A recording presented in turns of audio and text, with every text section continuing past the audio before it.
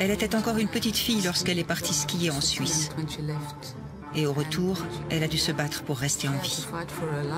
On pensait accueillir plus d'enfants et finalement, c'est la triste nouvelle qui arrive qu'il y avait quand même beaucoup d'enfants qui étaient décédés.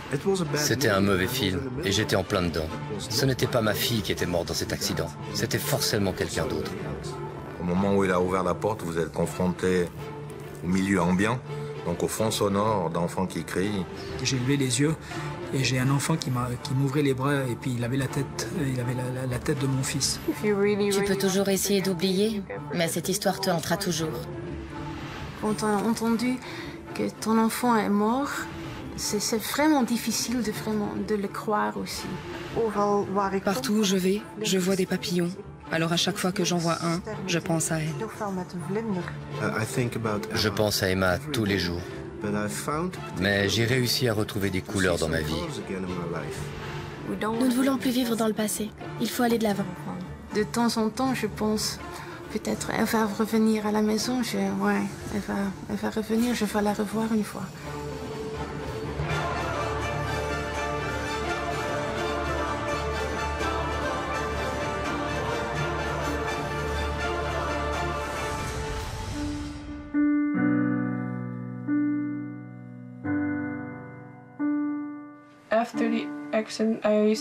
Après l'accident, je faisais souvent des cauchemars avec des flashbacks de ce qui s'était passé.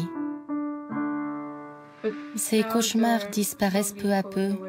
Je n'en ai pas eu depuis longtemps.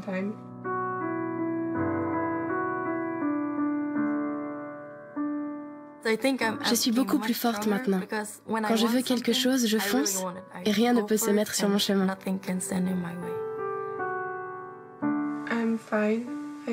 Je vais bien, je pense. J'essaye de vivre le mieux possible.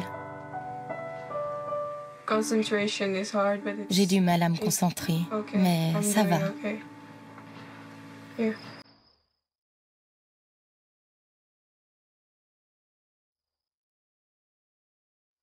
Pour les rescapés, cette histoire a un début, un milieu, mais elle n'a pas de fin parce que leur mémoire les ramène sans cesse au commencement.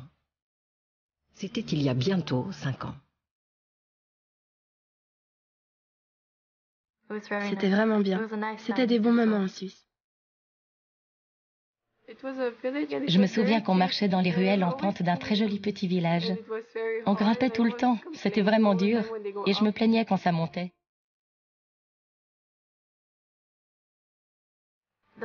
L'hôtel était très beau. J'étais dans une belle chambre avec de bonnes copines, Sonia, Elisa et Andrea.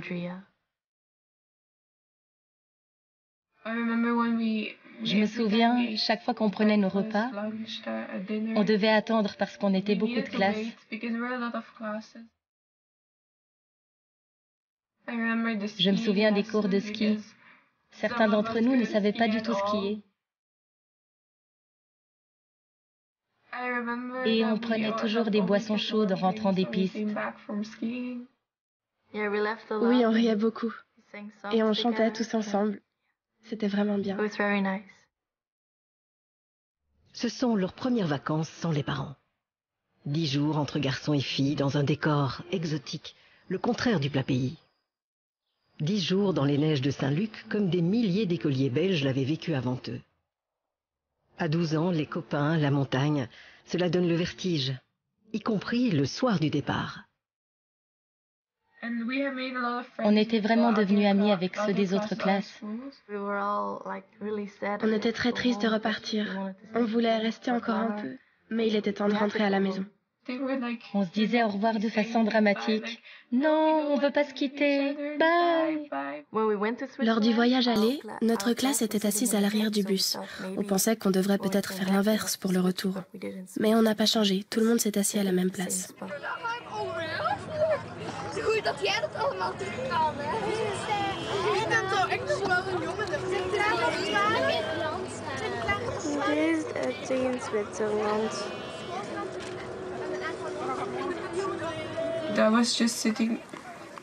J'étais assise sur le siège derrière la porte. J'étais là. 2 autres cars belges sont déjà repartis en ce soir du 13 mars 2012. Vers 21 h, celui de Sarah et Britt s'attaque au virage enlacé de la descente vers Sierre. Le bus doit arriver au bout de la nuit dans les villes flamandes de Lommel et Heverlee. Il faisait sombre et il y avait plein de petites lumières. Quand le bus tournait, on voyait toute la montagne en contrebas. La descente faisait un peu peur, mais on rigolait beaucoup parce que il ne pouvait rien nous arriver.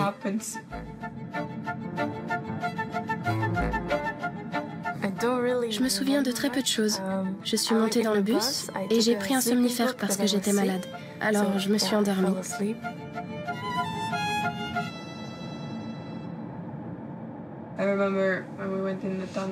Je me souviens, dans le tunnel, je me suis demandé si je m'étais endormie. Mais ensuite, j'ai entendu beaucoup de choses. Et puis, j'ai cligné des yeux pour vérifier si je dormais, mais je dormais pas. Et puis, ce fut le crash.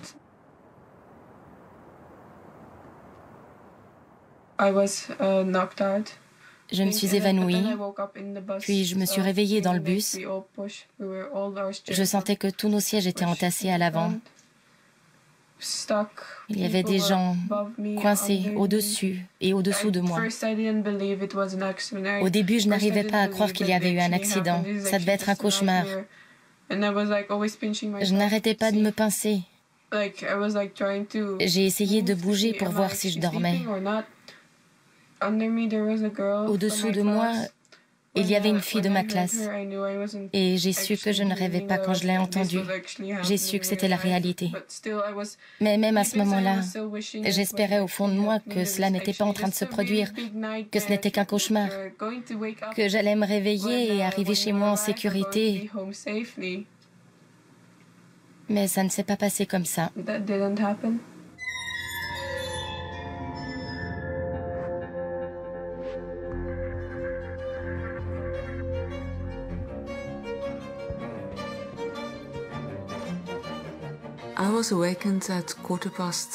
J'ai été réveillée à 3h15 le matin du 14 par un appel de la directrice d'Andrea.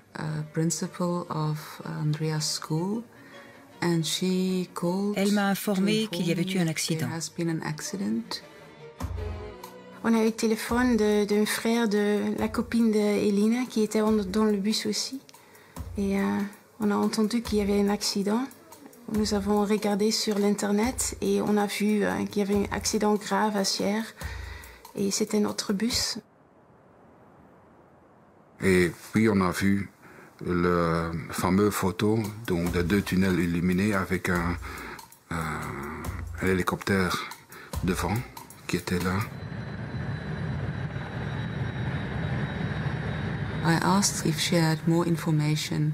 Je lui ai demandé si elle avait plus d'informations. Elle a dit non.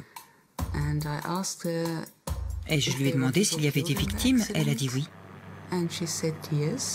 Et je lui ai demandé si elle savait qui c'était. Elle a dit non.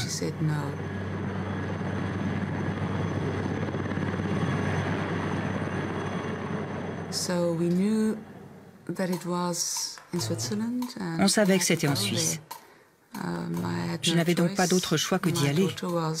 Ma fille y était, et je ne savais même pas si elle était vivante ou morte. Je savais seulement que je devais m'y rendre le plus vite possible.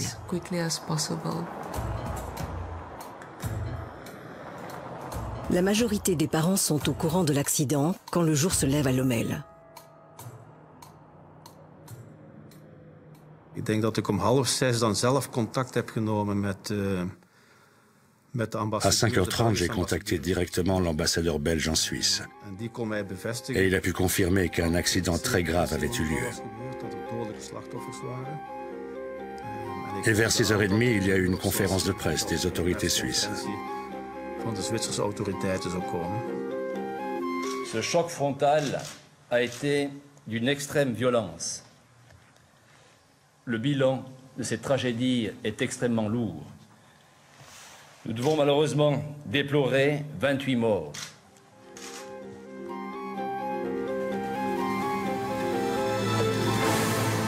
Bonjour à tous, édition spéciale du journal télévisé. Le moment est tragique, il est dramatique. En Suisse, un bus belge s'est déporté et heurté la bordure de la chaussée. Il a ensuite percuté de plein fouet un mur en béton. Le car transportait des enfants de Lommel et Everley, deux communes flamandes. Il y a 28 morts, 22 enfants et les blessés sont dans un état grave. On n'en sait pas beaucoup plus pour l'instant sur les circonstances exactes de l'accident. J'ai été immédiatement sous le choc. Nous ne savions rien au sujet d'Emma. Était-elle blessée, vivante? Faisait-elle partie des 28 victimes de l'accident?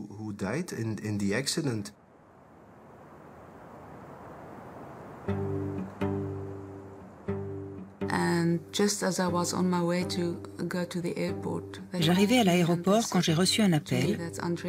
On me disait qu'Andrea était vivante et qu'elle était à l'hôpital de Berne. Je savais donc où aller.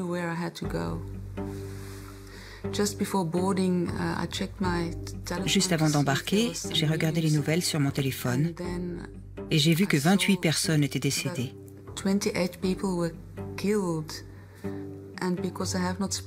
Je n'avais pas encore parlé avec Andrea, alors j'ai commencé à me demander s'il n'avait pas fait une erreur. Était-il sûr qu'Andrea était bien en vie? J'ai eu peur pendant tout le vol vers la Suisse. J'étais très tendue. Les autres parents se réunissent devant l'école de leur enfant, à Everley comme à Lommel. Ils pensent y recevoir des informations plus précises. Certains parents avaient déjà été informés par téléphone que leur enfant était en vie. Il y avait des personnes euphoriques, d'autres qui pleuraient, d'autres encore plongées dans le silence. Nous-mêmes étions assez silencieux. Nous pensions que notre enfant était encore en vie.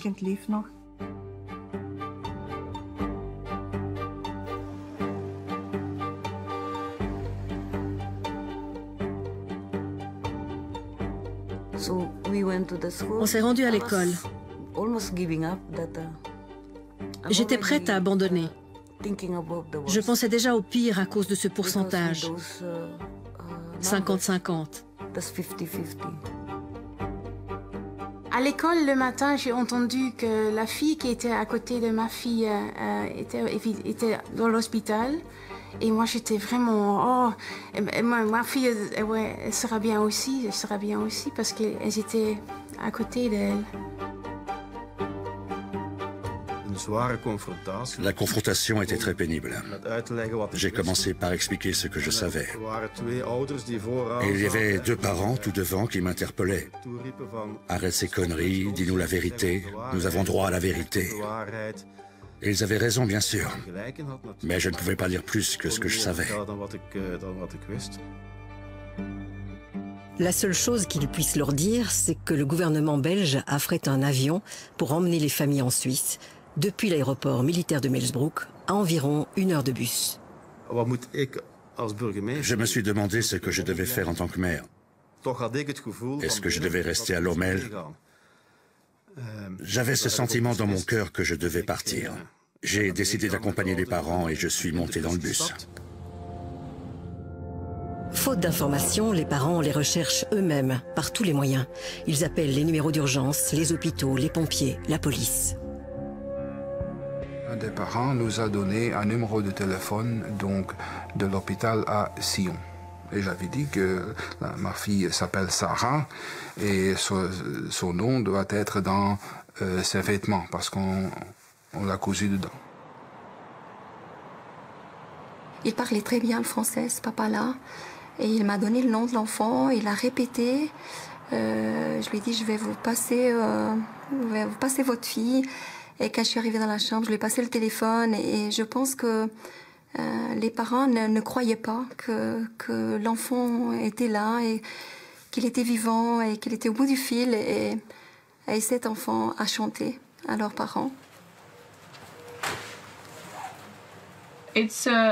C'est une chanson hollandaise, un peu bête, à propos des roues d'un bus qui roule et roule. Avant ça, je me demandais si elle avait des séquelles. Est-ce qu'elle se souviendra de nous? Est-ce qu'elle a perdu la mémoire? Je l'ai entendue pleurer et je me suis dit que j'allais faire une blague en chantant une chanson idiote. À ce moment-là, j'ai su que c'était bien Sarah. Deux groupes commencent à se former parmi les parents. Ceux qui apprennent la survie de leur enfant et ceux qui ne comprennent pas d'être toujours sans nouvelles. Ils ignorent tout de la violence du choc contre le mur en béton. Ouais, le gros de l'intervention va durer quand même 6 heures de temps. Depuis 21h32, quand on est arrivé dans le tunnel, jusqu'aux alentours de 3h, 3h30 du matin, qu'il n'y ait plus personne dans le corps. C'est un accident qu'on n'avait jamais vu, hein, tous les sièges qui se désolidarisent du plancher, où une partie des enfants étaient attachés dessus. Donc c'est vrai qu'il faut après procéder à une évacuation des débris pour accéder à l'enfant qui se trouve derrière le siège. C'est vrai qu'on ne les sort pas en 5 minutes. Imaginez, vous avez un accident avec un autocar, une 50aine de personnes.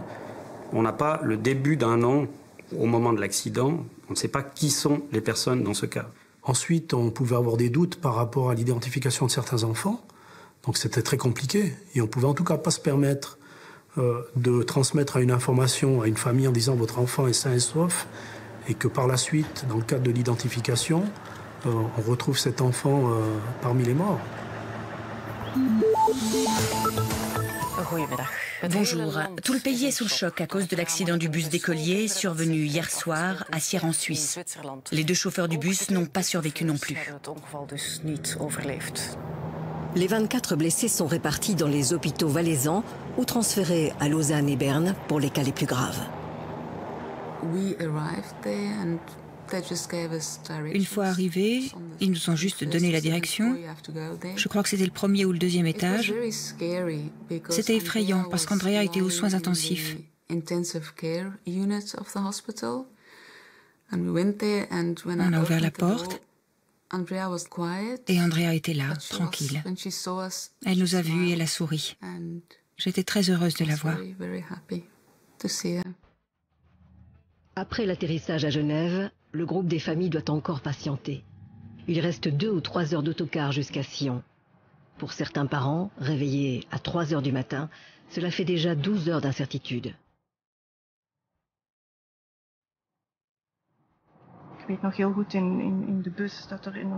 Je me souviens très bien. Dans le bus, un couple de parents a reçu un appel et ils ont appris à ce moment-là que leur enfant avait survécu. Ils étaient très contents. Moi, j'étais très fâchée. Je pense que c'est humain. Et j'ai eu une drôle de réaction. J'ai eu envie de leur arracher ce téléphone. Moi aussi, je voulais ce téléphone. Moi aussi, je voulais que mon enfant ait survécu. Et entendre les téléphones des autres parents qui ont des bonnes nouvelles et ne pas savoir si elle est vivante ou pas. Ça, c'est difficile.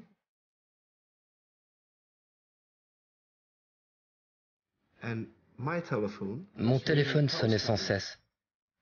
Les amis et la famille m'appelaient pour avoir des nouvelles. Mais pas d'appel de l'hôpital. Pas d'Emma.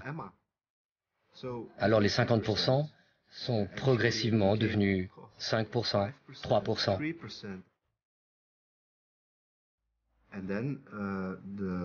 Et en arrivant vers le lac à Montreux, j'ai vu un petit voilier au loin.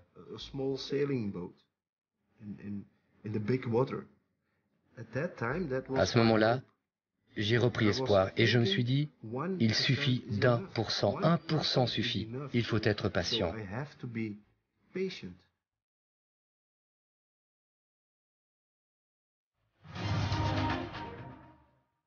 Beaucoup de questions se posent après cette tragédie. Une conférence de presse réunissant les autorités valaisannes, suisses et le Premier ministre belge vient de commencer à Sion. Nous allons la suivre en direct. C'est avec une grande consternation et une profonde émotion que j'ai eu connaissance hier soir de ce tragique accident de car. Conférence de presse à 18h. Au même moment, à quelques kilomètres de là, les parents arrivent discrètement à l'hôtel des Vignes. La nouvelle de l'accident a déjà fait le tour du monde, mais certains parents ne savent toujours rien du sort de leur enfant. C'était 6h, 6h15 quand on est arrivé. Un capitaine nous a dit, pour tous ceux qui ont reçu des nouvelles de leurs enfants dans la journée, Un bus vous attend pour vous emmener à l'hôpital pour les voir et les retrouver. Pour tous les autres, tous ceux qui n'ont pas reçu de nouvelles, nous sommes désolés. Et c'est tout. Tous les parents ensemble ont entendu que les enfants, nos enfants étaient morts. Oui. Oui.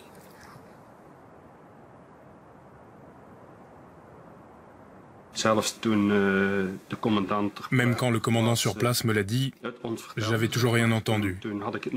Pour moi, elle était encore là.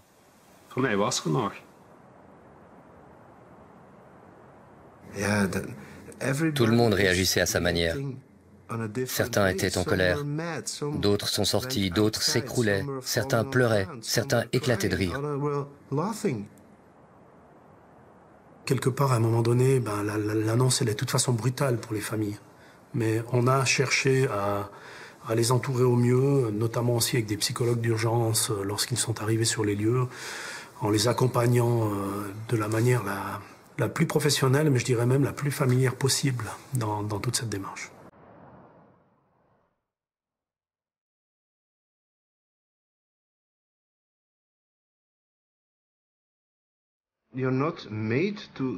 Personne n'est fait pour supporter ça. Personne n'est fait pour être dans une telle situation. Ne pas savoir si son enfant est vivant ou mort.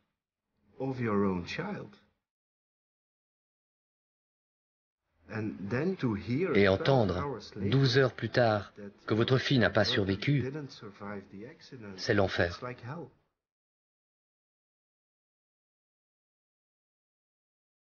Après, c'était la nuit et on a essayé de dormir, mais ça n'arrive pas, ça ne va pas.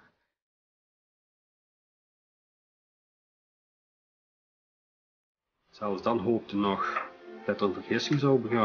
ce moment-là, on espère encore qu'il y a une erreur et qu'ils vont frapper à la porte pour nous donner la bonne nouvelle.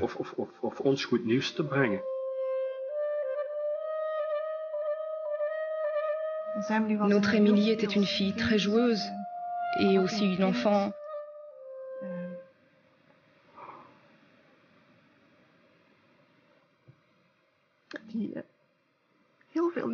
qui pouvait donner beaucoup d'amour, beaucoup d'affection. C'était vraiment une fille à sa maman. Elle était toujours avec moi.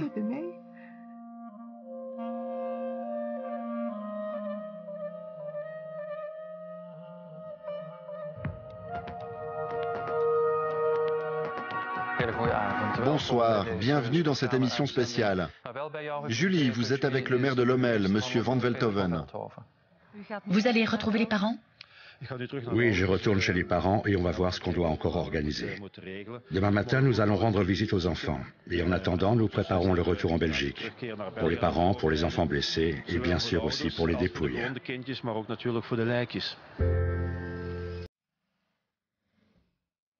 Les 28 corps sans vie reposent au centre mortuaire de Sion. Pour les parents, voici venue l'épreuve de l'identification. Vous vous tenez devant une porte et vous savez que lorsque vous ouvrirez la porte, vous verrez votre enfant. Vous verrez votre enfant, mais vous n'y croirez pas. Et lorsqu'on a ouvert la porte, effectivement, c'était ma fille. Drôle de sentiment.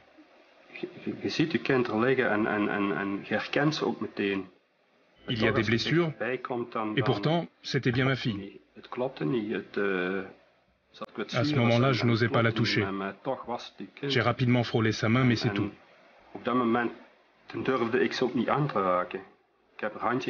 Je lui ai parlé un peu, mais elle ne réagissait pas. Et on n'arrive pas à croire qu'elle ne réagisse pas. Parce que c'était une fille joueuse, pleine d'amour, de vie. Et tout d'un coup, elle ne réagissait plus.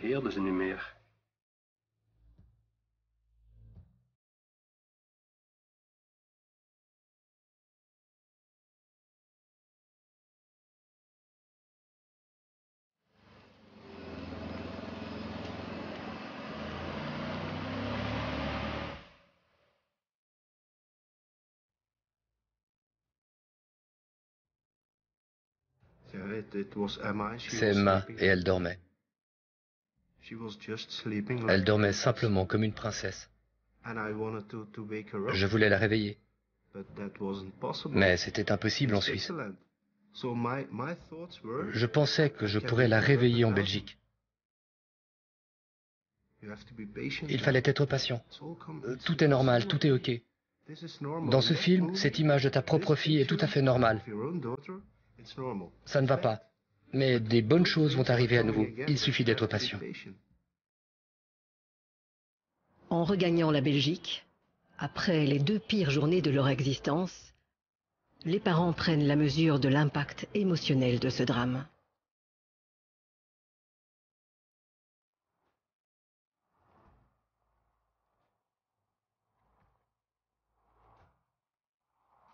Et on est parti de l'hôtel dans le bus et sur le coin, il y avait un groupe des enfants avec quelques adultes qui prenaient une bougie comme ça. Et c'est la première fois que j'ai vu... ils étaient là avec une bougie pour nous dire « je pense à vous ». Mais c'était... Je voulais dire merci, mais je ne pouvais pas. Mais... peut-être pour les enfants, elles savent que je les ai vus. Je les ai vus, tous les parents. Ouais.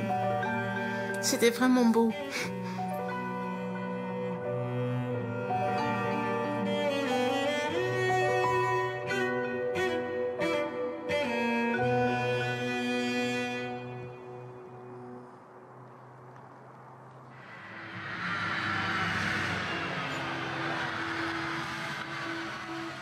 On s'est interrogé, comment est-ce qu'on va faire?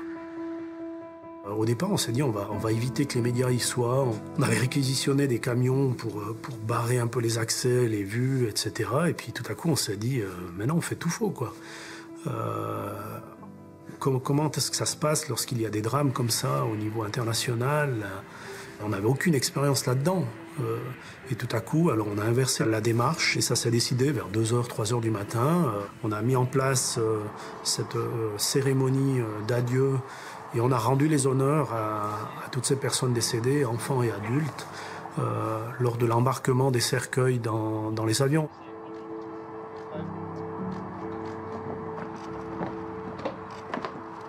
Dans une vie professionnelle, mieux vaut en avoir que un des événements comme ça.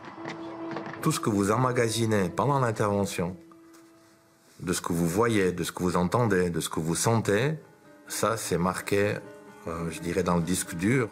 Mais au niveau humain, au niveau émotionnel, c'est vrai que c'est difficile à digérer. C'est vrai que dans le feu de l'action, vous n'avez pas trop le temps de réfléchir.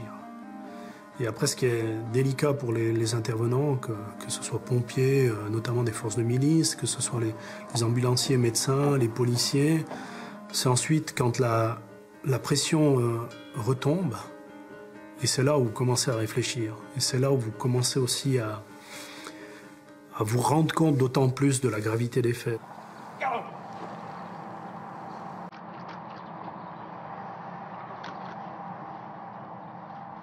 Il y a les images, mais aussi ce qu'on a entendu. Ce qu'on voit, on peut fermer les yeux, mais fermer les oreilles, c'est pas toujours évident.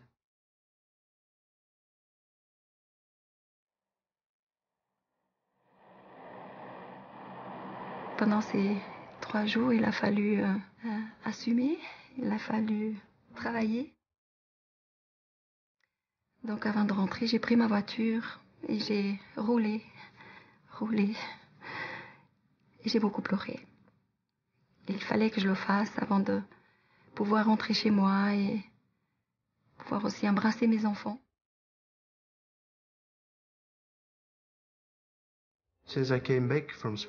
Dès mon retour de Suisse, 3 jours après l'accident, j'ai commencé à écrire. Sinon, je risquais d'oublier tous les détails. J'étais complètement perdu.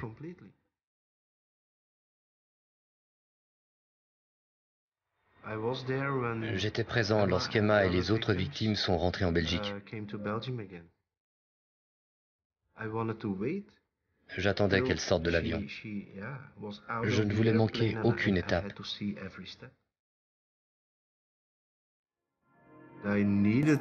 J'avais besoin de sentir ça.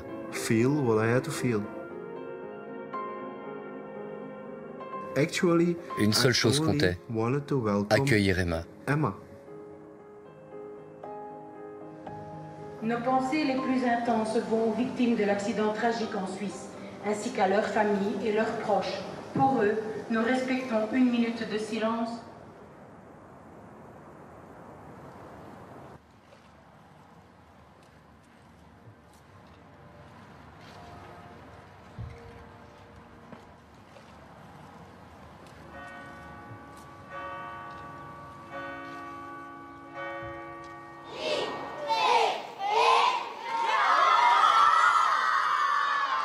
Parfois, le silence est la meilleure des réponses.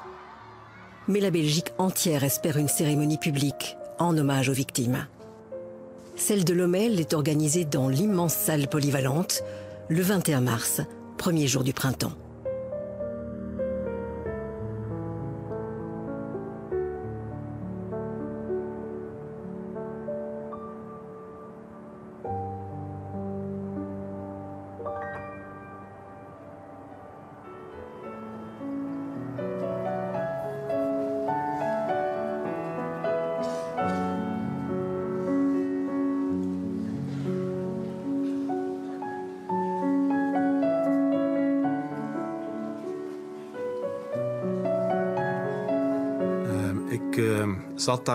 J'étais gêné parce que je me rendais compte que si la cérémonie n'était pas filmée, il y aurait certainement beaucoup de journalistes dans la salle, avec leur smartphone ou leur propre matériel d'enregistrement. Résultat, des images de mauvaise qualité. Ce serait vraiment malhonnête vis-à-vis des victimes.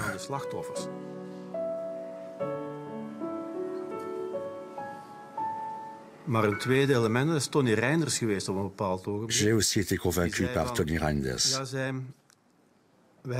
Il disait, nous avons tous senti à quel point le pays est avec nous dans le deuil, à quel point le pays nous soutient.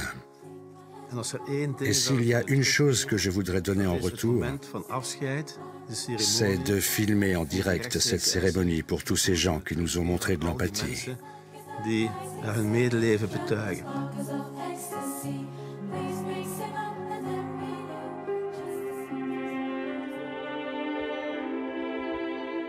Le lendemain, autre cérémonie, à l'église Saint-Pierre de Louvain cette fois, pour les enfants d'Everley.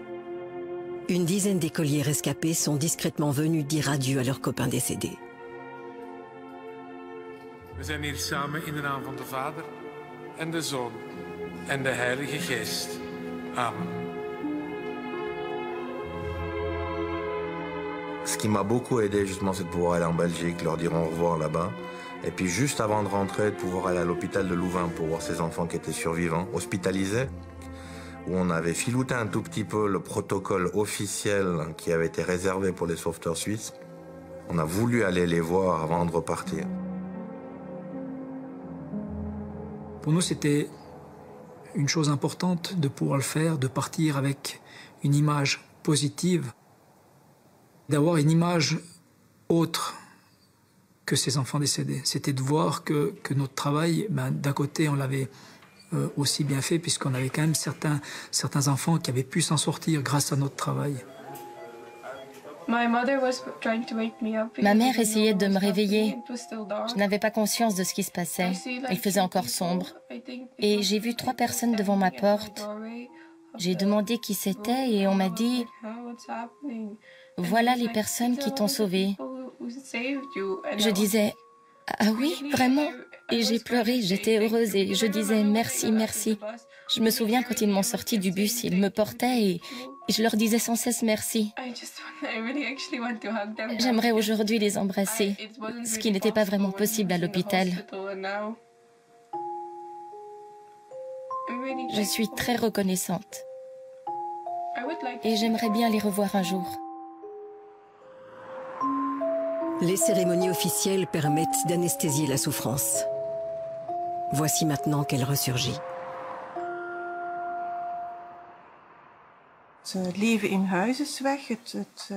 Il n'y a plus autant de vie dans notre maison. Le bruit, les cris, Les rires, les copines qui venaient jouer à la maison, tout ça a disparu. C'est devenu très silencieux. Je me souviens encore que j'ai laissé les jouets par terre dans sa chambre très longtemps, comme si elle allait revenir à la maison. Ce sentiment était toujours là. Je savais qu'elle était morte, mais c'était pas enregistré chez moi bien. Alors, ça a pris, j'ai fait 2 mois. Après, j'ai vraiment commencé à comprendre qu'elle n'était plus là.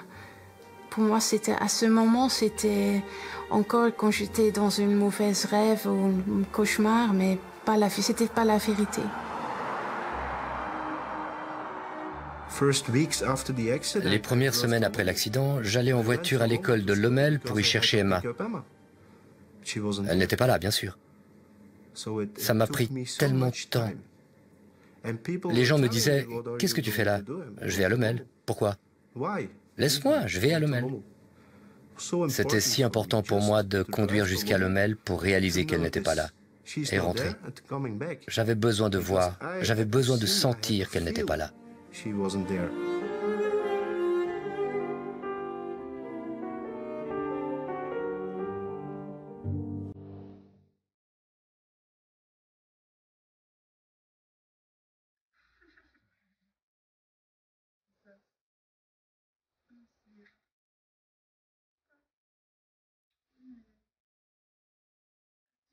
Andrea est une très bonne amie. Elle était gravement blessée aux jambes. Je prends exemple sur elle parce qu'elle est très forte.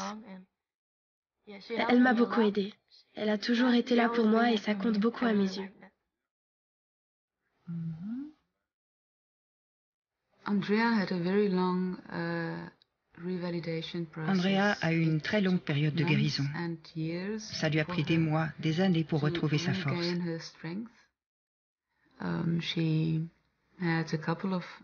Elle a eu plusieurs grosses opérations, beaucoup de physiothérapie. Elle a dû réapprendre à marcher. Elle a dû travailler chaque jour pour se rétablir.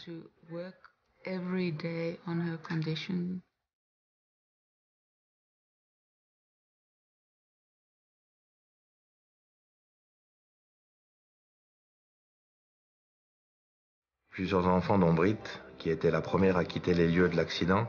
Et Brit, c'était une question de survie, qu'on devait la faire partir le plus vite possible. Et Brit a pu reprendre son activité de basketballeuse. Donc c'est un excellent exemple aussi de récupération physique, parce qu'elle était vraiment meurtrie dans sa chair. Et puis au niveau du moral. Donc c'est des enfants qui sont très forts dans leur tête. Hein.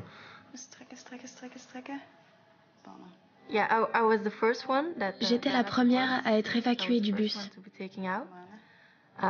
Et j'étais la dernière à rentrer en Belgique. Je me suis cassé les 2 jambes, la cheville. J'ai été opérée à l'estomac, j'avais le coude brisé. J'avais un trou dans la tête, alors on m'a mis une prothèse. Ouais, c'était dur. Dans cette classe d'Everley, 5 enfants ne sont jamais revenus. Parmi les blessés, on reconnaît Brit, Andrea et Sarah. J'étais blessée à la cheville et blessée à l'épaule aussi. Avant cela, je pensais que les accidents n'arrivaient qu'aux autres, jamais à nous. Et depuis ce moment-là, je repère beaucoup plus les mauvaises nouvelles dans l'actualité. Et je réalise à quel point de petites choses peuvent changer la vie. C'est horrible.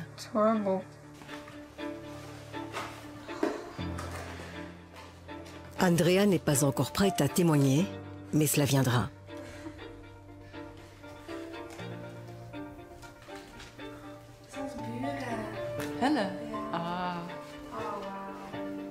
Pour la première fois, elle ouvre avec sa mère le carton qui renfermait des articles, des photos et le courrier reçu après l'accident.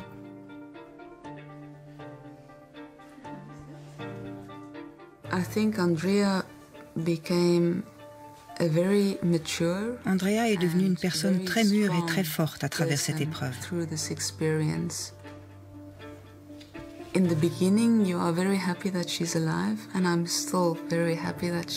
Au début, nous étions très heureux qu'elle soit en vie, et je le suis toujours, bien sûr.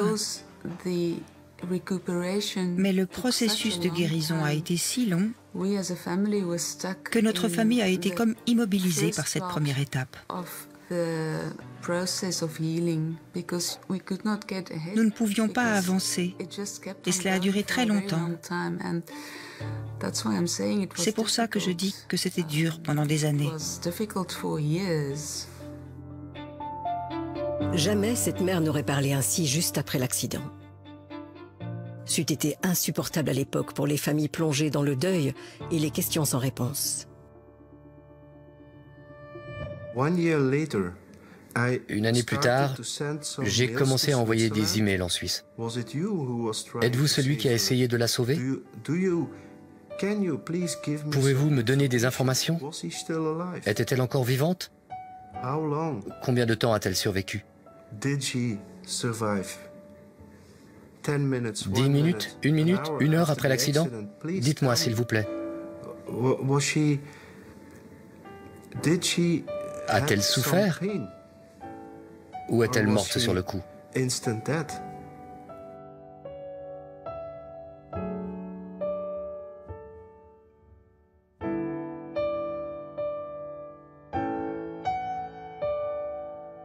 On avait été invité par le maire pour l'inauguration de ce monument à ces enfants décédés.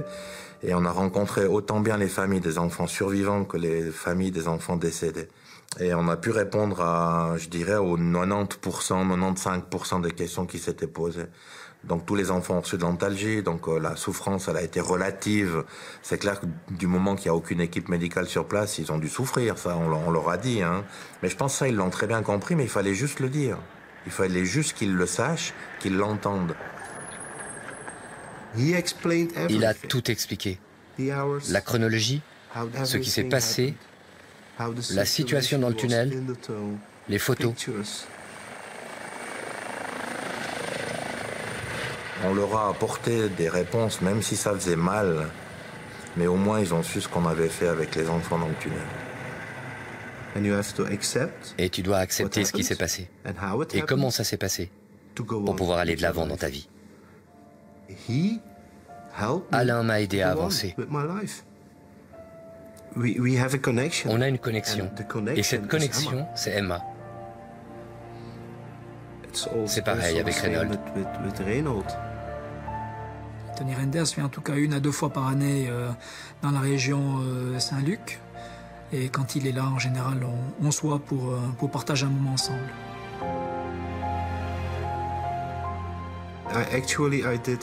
J'ai fait tout ce qu'elle a fait en Suisse. J'ai marché sur ses pas jusqu'au Weisshorn.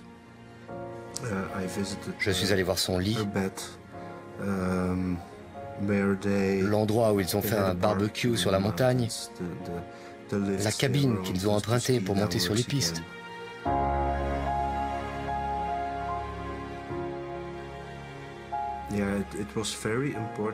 C'était vraiment important de découvrir par moi-même ce qu'ils avaient fait.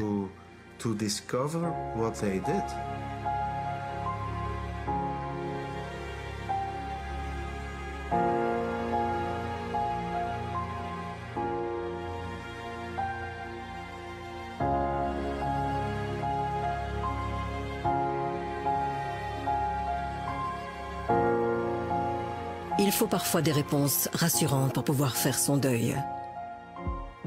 Mais des interrogations douloureuses continuent de tourner en boucle dans la tête de certains parents sur la responsabilité du chauffeur dépressif. Inattention, malaise ou suicide.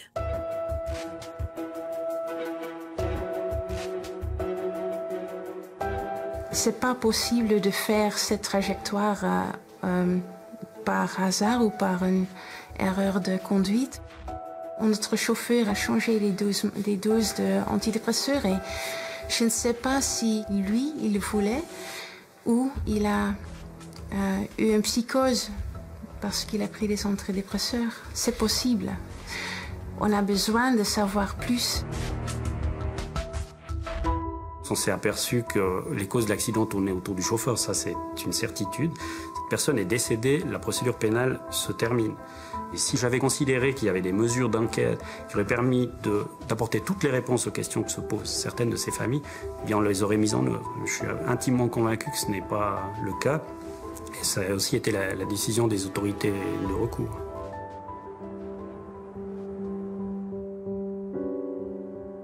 Le 13 mars 2015, 3 ans après l'accident, les familles viennent inaugurer le monument de Sierre, juste au-dessus du tunnel.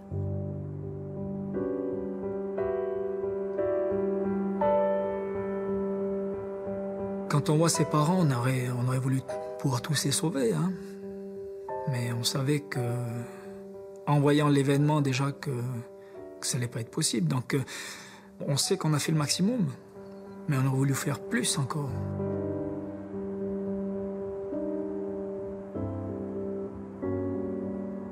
Reinhold se sent un peu coupable de n'avoir pas pu sauver Emma.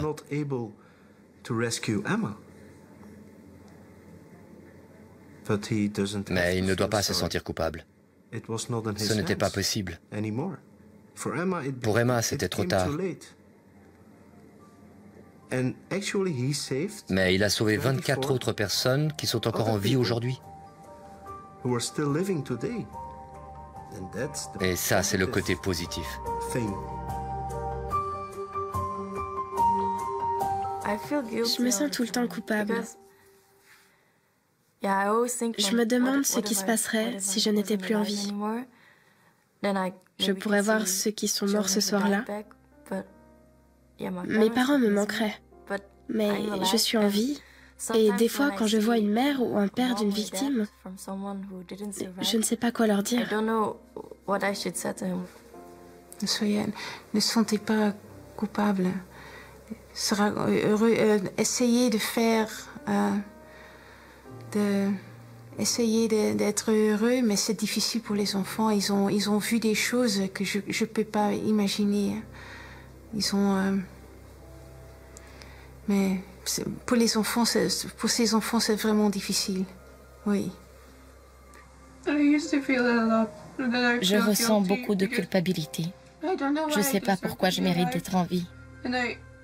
Il devrait aussi être là. C'est pas juste que moi je sois là alors que les autres sont déjà partis. Il devrait être là aussi. Je sais pas pourquoi ça s'est passé, c'est ce que je me dis toujours. Elle ne doit pas se sentir coupable. Ce n'est pas elle qui a fait ce choix, c'était un accident. Cet enfant n'a pas choisi d'être impliqué là-dedans. Ils étaient assis sur le bon siège, pour le dire ainsi, et les autres pas. Je ne leur en veux pas. J'espère qu'ils auront une belle vie devant eux et qu'ils parviendront à en voir le côté positif. On ne peut pas fermer le dossier, on ne peut pas le mettre à la côté et dire « Oh, ouais, on ne peut plus rien faire. Pour la sécurité des autres, c'est trop important. De changer quelque chose pour la future, peut-être ça m'aide à rester debout. Parce que sinon, ma fille est morte pour rien. Et si on peut changer quelque chose, elle n'est pas morte pour rien. »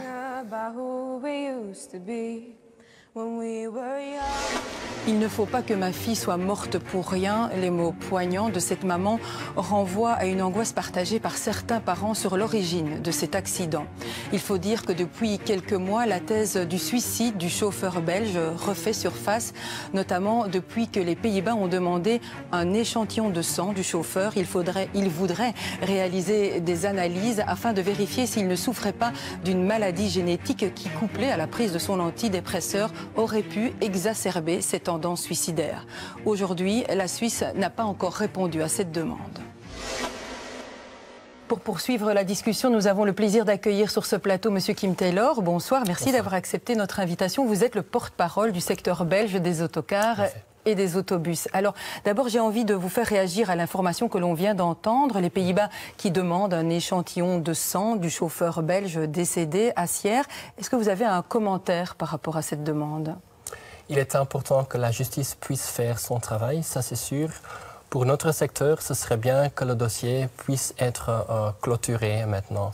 Il est sûr que l'événement Acière a eu un très grand impact sur notre secteur. Encore aujourd'hui, nos membres, les autocaristes, pensent aujourd'hui encore fortement aux différentes victimes. Vous dites un impact, une influence. Y a-t-il eu concrètement un avant et un après Sierre dans votre secteur ? Il est sûr que déjà avant 2012, on pensait très fortement à tout ce qui touche à la sécurité, mais il est vrai que depuis l'événement Acière, on y pense encore davantage. C'est vraiment devenu encore un élément avec plus de focus dans tout notre secteur. Une question qui s'impose quand on pense à Sierre. On a eu beaucoup d'angoisse par rapport aux parents.